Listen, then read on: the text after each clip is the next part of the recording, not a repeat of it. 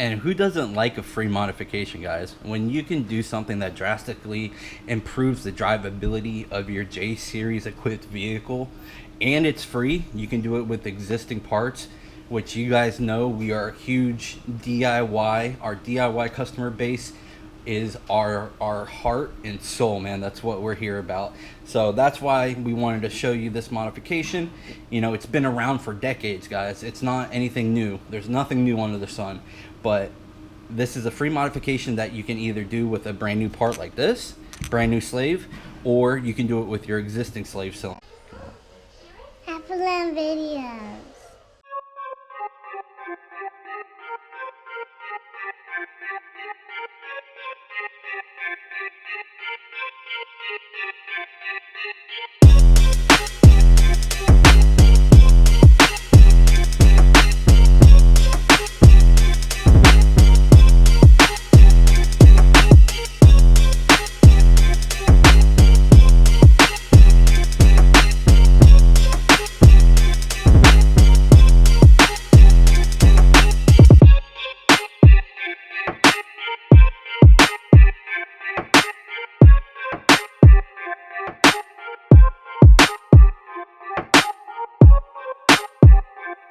What is up, guys? Welcome back to HLP Products, HalferLand Performance. As always, if you ever need to get in contact with us, our information is right there. Contact at HondaJSeriesEngine.com.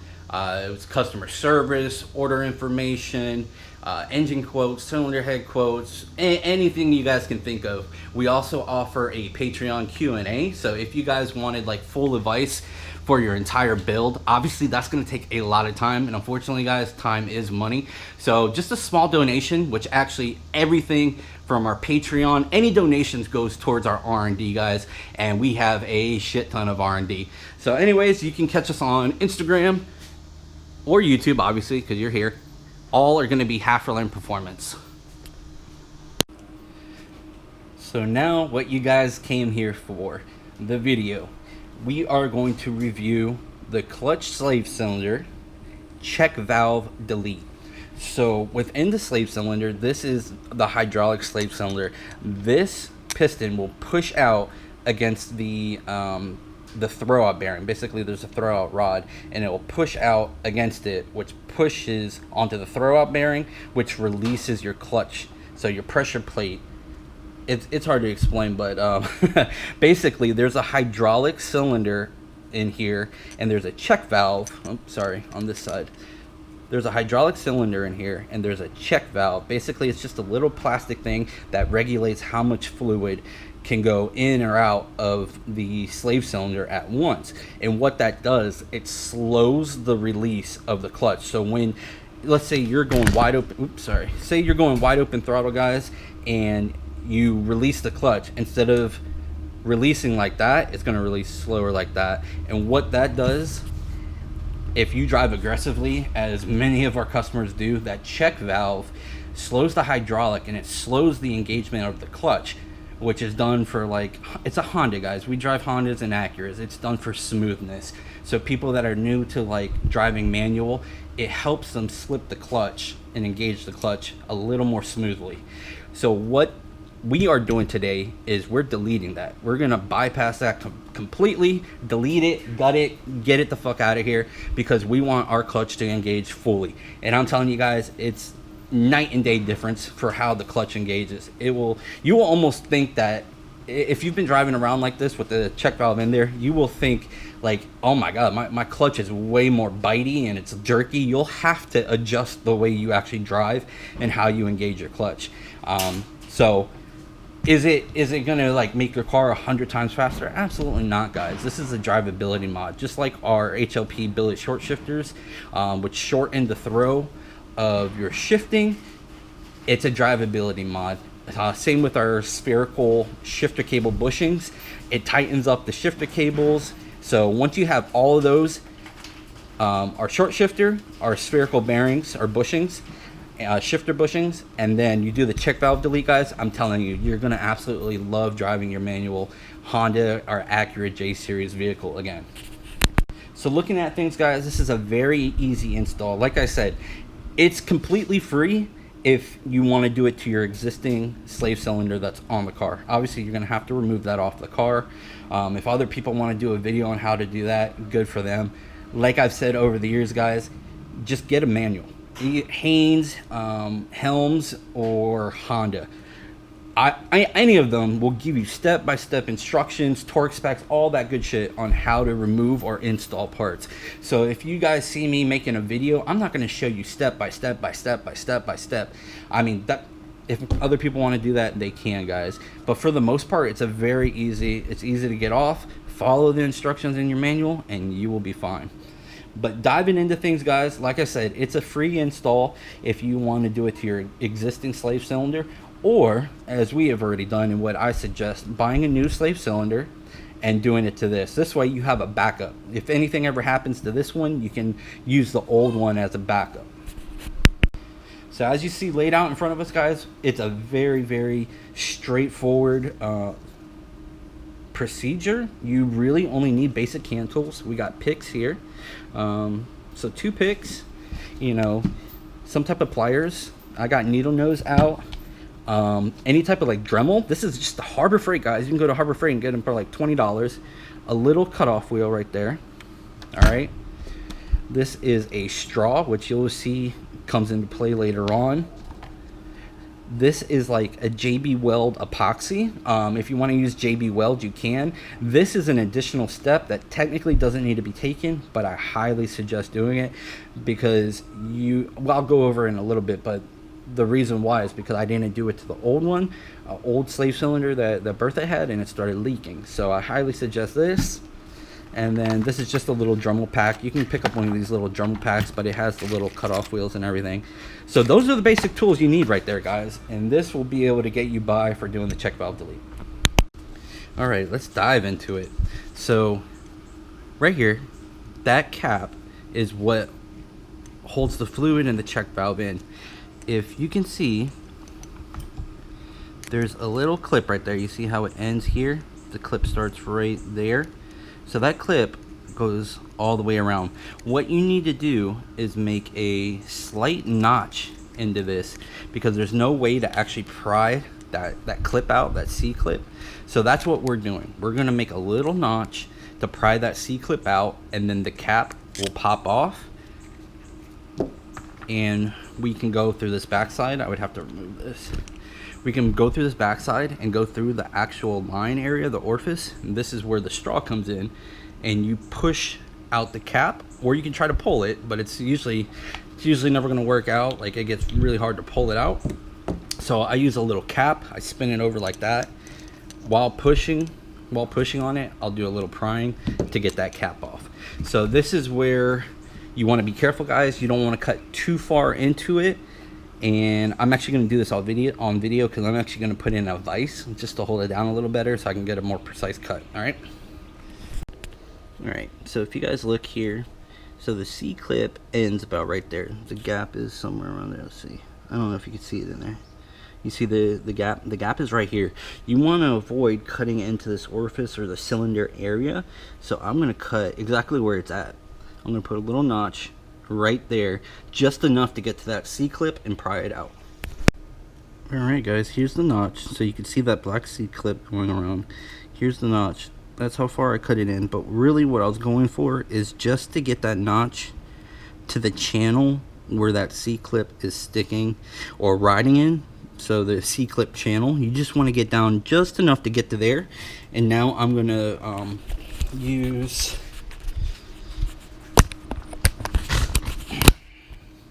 I'm going to use my pick. And I'm just going to move the C-clip. I'm going to push it to where the end of the C-clip is in my notch.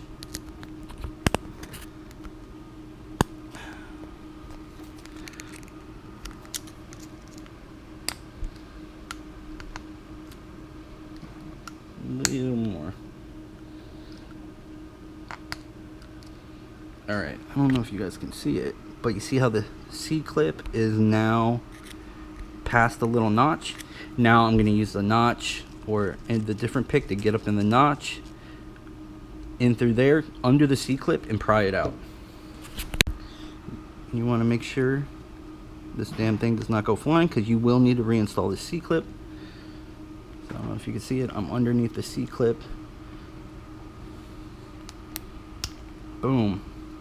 There you go. One C-clip out. Make sure you hold on to that. And like I said, guys, I will come through with, this is just like a carb cleaner, any type of aerosol, you know, brake cleaner. This is the straw from it. No fancy tools needed, guys. You know, you don't need to buy a $200 fucking tool from us to do this job. You know, we're not trying to make anything billet or whatever, you know. Trying to do a DIY, what our customer base and what people have come to love us for. You know, the most affordable parts, doing DIY stuff, not upgrading when it's not needed. So this can be a little challenging because there's an O-ring in that cap and you need to get it out. If you have needle nose channel locks, which I do, I'm actually going to grab those out. Oh, never mind. Damn thing came off. So I'm pushing down on this end, trying to keep the straw straight while prying up on the cap. Of course I can't fucking do it. And that applies a little bit of pressure to the backside. Boom, there you go. So this spring comes out. This will go away. Oh, that's the little check valve. So it's different than what it used to be. That's the little check valve, guys. You see how small of a pinhole that is right there compared to that? So this is literally what limits the amount of hydraulic fluid that comes in through there. All right. So now you just do the reverse. I'm actually going to spray this out. I'm going to clean it very well in preparation for either JB Weld or the steel stick that we're going to use. All right, so get some carb cleaner, clean all this out, spray it out, dry it off really well. Do the same for the cap and the O-ring because it's going to go back on. Great. So all cleaned out. I sprayed through that backside too to flush it out. And then what I did here, guys, the check valve was on a spring. So this spring actually applies pressure to the bottom side of the cap, pushing it up with the C-clip, locking it in. I honestly don't recall a spring. This looks like a different design. Uh-oh, where'd it go? This looks like a different design because usually it used to be a plastic, but this is metal. It's definitely the check valve, and there's the spring. It looks like a different design. So what I'm doing, guys, is I'm going to utilize the spring. I'm still going to put it back in there because it seems like the spring is pushing up on the cap and then the C-clip's locking it in. And it seems like if you don't put the spring in there, it could have some type of flex or deflection on the cap. And what I want to do, I just want to keep that cap, you know, nice and solid and centered in that, in its location or in the hole, and make sure the C-clip is in the channel and it's pushing against the cap. But along with that, I hate these fucking boots. Along with that, guys, we are going to use our steel stick. All right, so let me start here. So you're going to put the spring back in. And then you are going to put your cap back on. Boom, just pops right back on in. Give it just a nice little L tappy tap, which you can see it's actually not even fully in there. So it needs to sit down to where that C-clip channel was. There you go. Now you can see it's fully in there. All right. Then you're going to want to put the C-clip back on. And it's like, if you ever done pistons, it's the same thing. It's just like any other C-clip. You get it in there on its channel. You're going to want to ride it in, working your way around it, and then apply a little bit of pressure. I'm probably going to have to get off camera to do this, guys, because it's usually a pain to get C-clips in. All right, got it in there, guys. That spring pushing back on the cap definitely made it a little harder to get the C-clip in there. But like I said, guys, you'll want to start with one end of the C-clip, push down, and then this will be the, oh my god, this is one end, this is the open end right here. You push down on one end and then you kind of work it around and then you take your little pick and you pry on one end until it slips down in that channel while pushing down. It's important because that spring is definitely pushing back on the cap, where the last one we had, I don't remember any type of spring. Like I said, guys, every check valve delete that I've ever done has been plastic, where this is metal. So let me see what brand this is. This is not an OEM part. This is Perfection. So Perfection Performance Proven. All right, Perfection Clutch, made in China. So maybe it's a different design. I actually like that it's metal over plastic. Obviously anything plastic on cars is not the best, but like I said, guys, if we have issues with this, you will find out. But this is a Perfection clutch slave cylinder, and for the most part, guys, this is gonna be very, very similar, if not identical, to other Honda or Acura manual transmission clutches. So definitely all the J series are going to have literally this design, and you can replicate this with your vehicle, your J series equipped vehicle, if you have a manual transmission. So obviously just discard. You're not going to need the check valve anymore. That's exactly what we're trying to get rid of. I like that little cap. But now, guys, we're going to go over to whatever method you decide to use. So as it sits now, this is where I might have screwed up on the last check valve. As it sits now, this is exactly how I left it for Bertha. So let's see. If you guys recall, I changed out the clutch for another spec, Stage 3 Plus, and I kept the aluminum lightweight flywheel. And all I did, guys, obviously we work with spec, so I just got a flywheel rebuild kit. It's literally just the friction plates, and the friction plate comes off of the flywheel, and you just put it back on, and literally it's like you have a brand new flywheel. So I went ahead and I still use the spec Stage 3 Plus clutch, which is good for about 750 wheel horsepower, 680 foot-pounds of torque. And then I just used one of our friction plate or our flywheel rebuild kits, which you can find all that, dude. We have all the spec clutches, rebuild kits, lightweight flywheels. We have the full kits available on our online store, which is just HondaJSeriesEngine.com. Go under transmission, manual trans is the subcategory, and you will find them.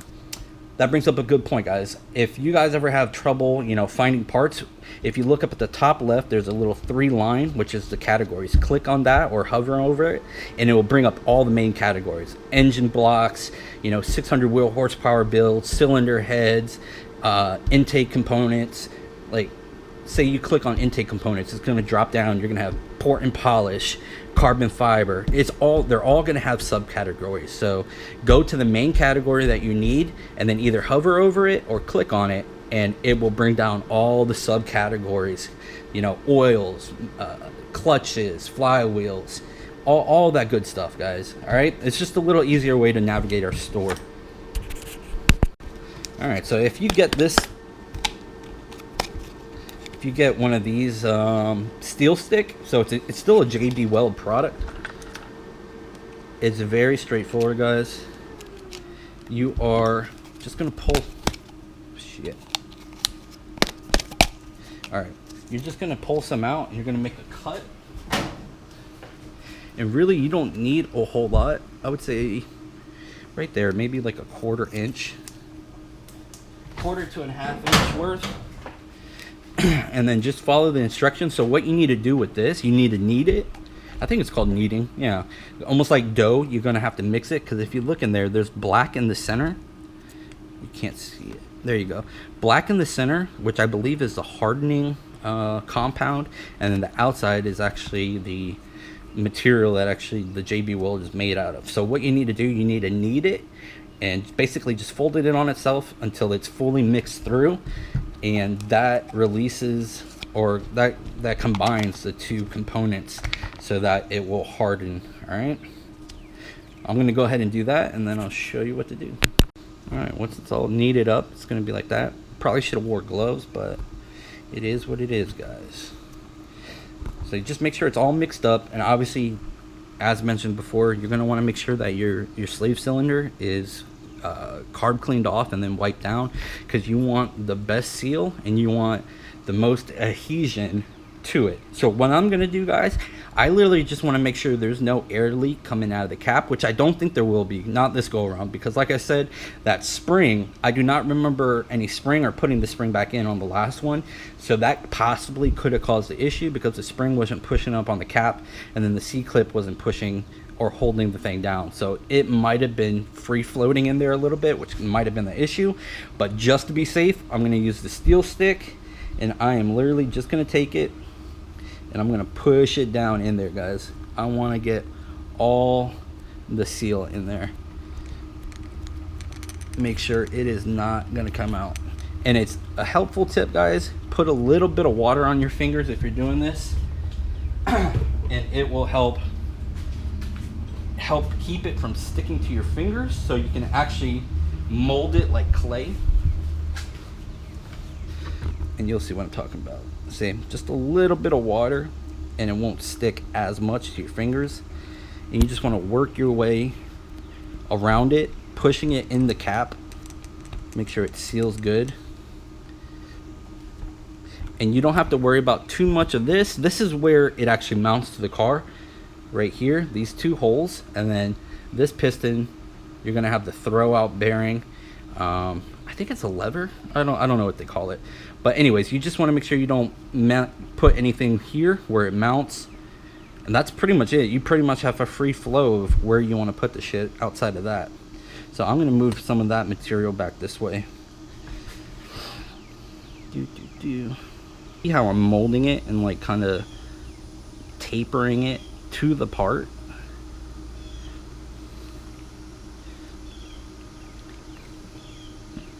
Because the smoother you can get it, the less chance there's going to be of any leaks.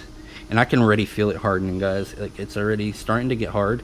But I'm going to let it dry overnight, just to be safe. Because the last thing I want to do is have another slave cylinder blow the fuck out. Literally, the cap blew off. I was like, oh man, it's starting to feel good. Like, it's the clutch pedal is tightening up, blah blah blah, and then poof, I heard it pop. All the hydraulic fluid flew out or blew out, and the lid literally popped off. So that is why we are doing this process. Like I said, if you feel comfortable just running the spring, pushing up on the cap with the O-ring, and then the C-clip, you're obviously more than welcome to, you guys. It's your car, but this is just a little reassurance. It's a little reassurance that that cap is going to be sealed, and I don't have to fuck with this thing again, because I don't like pulling it off, man. There's too much shit inside of Bertha's engine bay, and it's a pain in the dick to get the stuff sometimes. So there's a few things I would change about Bertha's turbo kit. I'm not going to tell you guys, because as this right here, this video, you're probably going to have other companies that come after right exactly after we post and make their own little video. But we will see what happens. They say they don't think about us, but obviously they do. All right. That's pretty good there, guys. I'm going to go back through. I'm going to mold it. I'm going to flush this down a little more, trying to even it out. But for the most part, that's what you want, guys. And mostly the cap. You just pack that shit into the cap. Because even if this little piece isn't fully sealed, you know that cap is going to have all that material pushed down into it. And then it's going to be sealing up here on the actual rim. All right. And as some of you guys may already know, in preparation for a new product line coming out, guys, we need our customers to be able to get more fuel into their system. So if you look back at our videos, we did a OEM stock fuel system, horsepower, capabilities, basically. So for the most part, if you're keeping it, 380 wheel horsepower, 400 or below on 93 pump gas, that's about the max that your stock fuel components will go on 93 pump. Now if you want to go E85 or E35, that 400 380ish is going to drop lower to like 350 maybe. You can do calculations online, guys. There's plenty of online calculators that will punch in your fuel pressure, your injector size, your fuel pump size, and it will tell you how much flow you can get or how much horsepower you can get with the flow of your stock system. So these happen to be FIC 1000s, so the 1000cc injectors, which 95% of you guys are going to be 100% fine with 1000cc injectors. That would be good to about 700, 750, depending on, you know, what fuel you run. And these are actually what Bertha has in them. And I think with our E85 alcohol AN quick connect adapter kit, so it runs from the fuel pump all the way up to the fuel rails. That stock fuel rails, as mentioned before, guys, stock fuel rails, stock fuel rail lines, and ID 1000. So I have injector dynamics because I got them for the cheap, but we decided to go with Fuel Injector Clinic. And we're also going to offer plug and play pigtails. Literally plug and play, guys. No cutting, no crimping, no rewiring of your connection. So this is that, man. We're gonna have the full lineup, guys, but for the most part, I don't think we're gonna do anything less than like a 750cc injector, because at that point, guys, there's no point of upgrading your fuel system to, you know, a 600 or whatever it may be. You know, a 625, I'm just throwing that number out. So a 625, if you're doing a 625, might as well go up to a 775. And with the technology of modern, or with the modern technology for fuel injectors, guys, you're not having any of those idling issues or anything like that as in the past. Once you have a tuning system and you put the dead times, it will come with all the injector dead times. Basically, it's the opening, closing, the delay between that. So you just change the milliseconds on your tune to whatever the manufacturer, Fuel Injector Clinic, says. It will say dead times or opening, closing times on the injectors. Literally, you punch those numbers in to your tuning system, such as HONDATA, and they will run just fine. You guys have seen Bertha run. You saw her start and idle on E85. Zero issues, guys. Zero idling issues. These new injectors these days, they idle well, and 1000cc is honestly what I would go with, guys. I wouldn't waste my money on getting, you know, a 600 or RDX 410s, because if you do plan to do stuff with your car, you're going to run out of injector very soon. And 1000s idle just like everything else, but they can handle up to like 700, 750 wheel horsepower. So why not go with 1000? Now, where I wouldn't go is to like a 2100cc injector. I mean, those are for, you know, what, 12, 1500 wheel horsepower plus. That's a little overboard, but 1000cc, perfect, guys. That's the ideal size for me. So anyways, guys, stay tuned. These are going to be on our store next week, as well as the injector cleaning services. I know I announced that a while ago, but it's just been so fucking busy here, guys, which I cannot thank you guys enough for the support, the continued support. We are still growing even in these tough times, which is amazing. Even with the, you know, pushback that we've had from certain people and other people, we're still growing, and I can't thank you guys enough for that. I think you see the value in what we offer, performance parts wise, affordability wise, and just informative DIY information. I think you guys are starting to see through the veil, you know what I mean? I think you guys are starting to read through between the lines, and it's amazing. It really is. So anyways, guys, all right, that's enough of that. So all the fuel injectors, guys, we're going to offer FIC, Fuel Injector Clinic. We're going to offer what we know the customers will need. We're not going to try to get you on a sale for a 500cc injector when you can run 1000 and still have all that capability and drivability at the same time. But why is our V2 Gen 2 single belt crank pulley here? Because that's another product release we're going to have.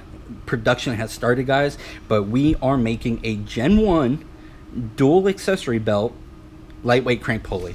So these are the Gen 2, J30 A4, A5, J32 A3, J35 A5, all the way up to A9, J37 A1, and then all the Z's and all the Y customers. This is what you guys run, a single belt crank pulley. Our Gen 1 is going to have another belt configuration here. So it's going to be a dual belt, because that's what excuse me, that's what the Gen 1 guys run. So we have finished the design, we're in production. We will have our Gen 1 dual belt lightweight crank pulley out by the end of the month, so another like 3 weeks, and we should have them in stock ready to go. And we are going to make a pre-sale, going to discount them as we always do. We love cranking parts out and discounting them to get them out and rolling for you guys. So when you show excitement in a part, we love doing that. We love repaying, you know, your loyalty and your overall excitement. We love it. So we are going to have a pre-launch, a pre-order for our Gen 1 lightweight crank pulleys. And guys, we got it in, I believe, under 2 pounds. So this, our Gen 2, is 1 pound 4 ounces. I think we're right around the maybe 2 pounds 2 ounces. I'll have to double check, but super light, guys, super light. And I know I've touched on this quite a bit, guys. There are people out there that will tell you, don't run a lightweight crank pulley, it's gonna blow your engine up. Literally hundreds. I think we've sold easily 250 of these, easily. All the customers, zero issue. I personally ran a lightweight crank pulley on Bertha, not just the full size diameter like this, but an underdriven, so a smaller one. Since Bertha was J30, it was one of my very first mods. That engine went up to 180,000 miles. It was 280 wheel horsepower NA, and it was like at the max 400 wheel horsepower on nitrous. It was, I think I went up to 125 or 150 shot.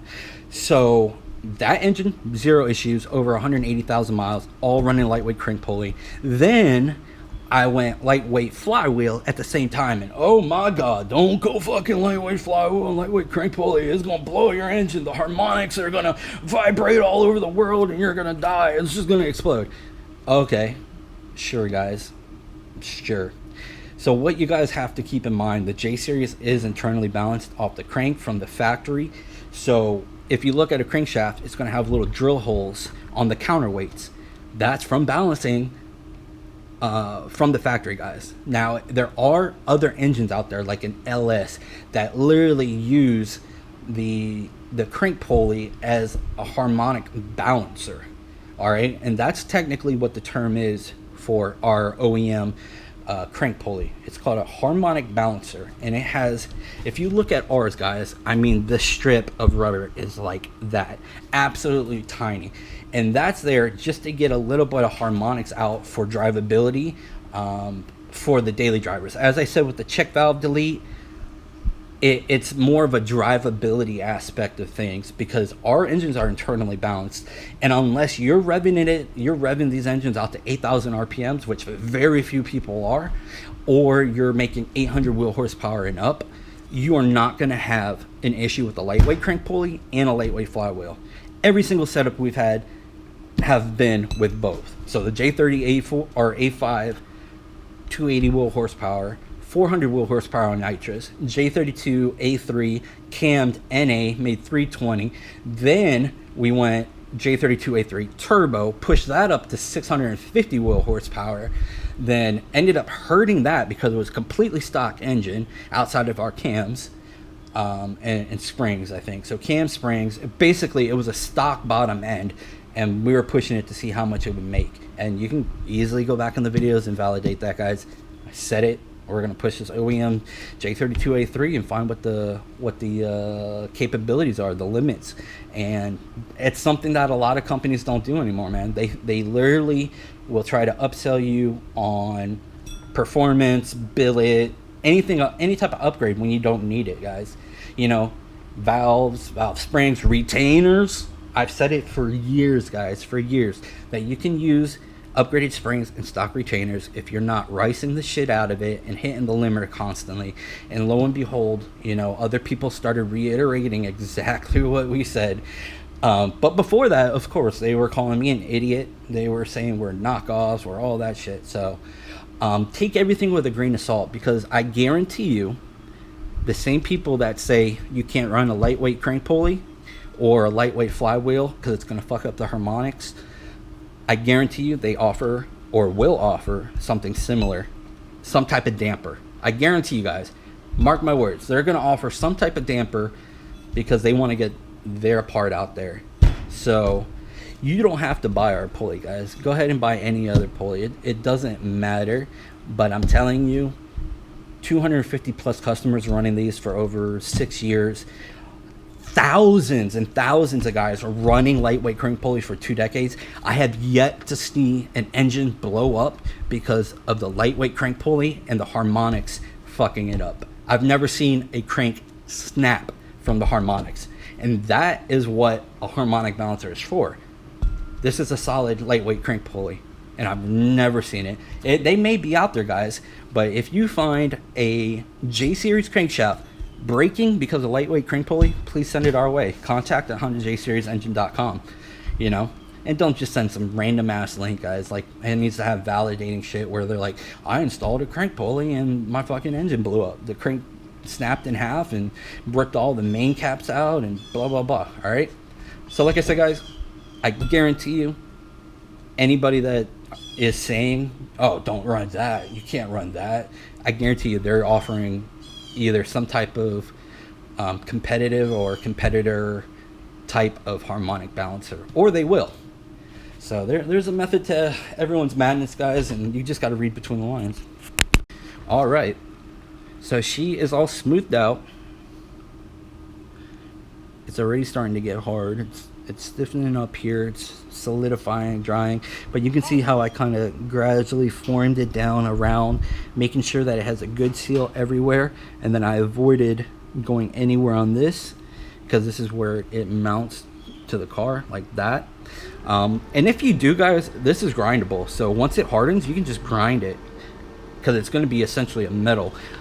This shit is good up to 4,000 psi. 4,000. So anyone saying, oh, this is gonna like fuck up or break or anything like that, it's JB Well, guys. It basically turns into metal afterwards. And like I said, it is just reassurance, just to make sure that cap is sealed and everything. Does it look pretty? No. But will you see it when it's installed on the car? No. It's gonna be way down there, guys. All right, so that's that. I don't know what else to say about that. If you guys have any questions, feel free to comment below with any questions.